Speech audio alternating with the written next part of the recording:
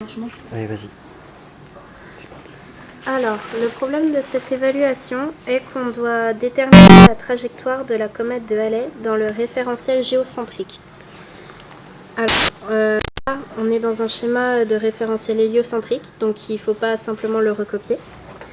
Alors, ce qu'il faut faire, c'est on prend le papier calque, on marque la Terre au niveau du Soleil et bien mettre. On peut recopier les axes, c'est plus pratique, ça peut nous aider. Je vois pas. Ah. Donc là on a la Terre. Ensuite on place la Terre en T1 par rapport au référentiel héliocentrique derrière. On la place en T1 et on marque l'endroit de la comète quand elle est en T1. J'ai mal placé mon calque. Pardon.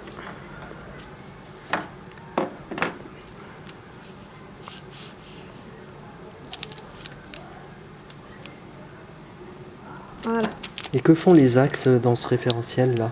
Les axes dans ce référentiel doivent toujours viser les mêmes étoiles, donc ils doivent être parallèles. Parallèle avec qui? Parallèles aux axes du référentiel héliocentrique. Parce qu'ils visent les mêmes étoiles, donc ce serait faux si on les mettait pas parallèles. Donc là on a C1. Ensuite on va sur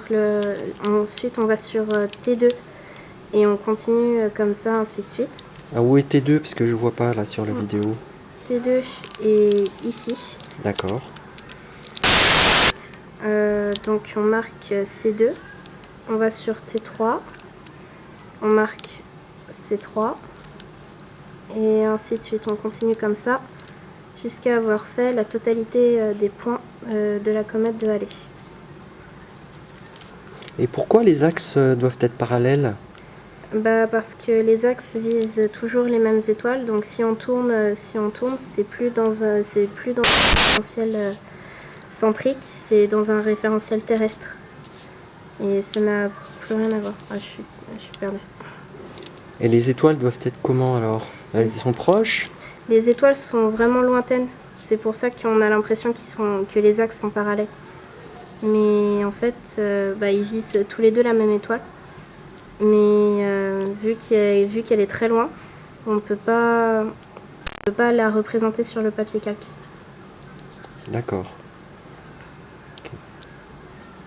Voilà, j'ai fait tous les points de la comète de Halley, mais la Terre, elle, continue son trajet, mais on ne peut plus voir la comète de Halley vu qu'elle sort de l'orbite de la Terre. Et pourquoi il n'y a que sur le papier calque, alors que sur le sujet, on a 12 terres? Parce que c'est les traces de la Terre sur le référentiel héliocentrique, alors que là, on est dans un référentiel géocentrique, donc la Terre sera toujours au même endroit. Alors c'est un référentiel géocentrique ou le référentiel géocentrique? Le référentiel géocentrique. Il n'y a pas plusieurs référentiels géocentriques. Très bien, je te remercie beaucoup.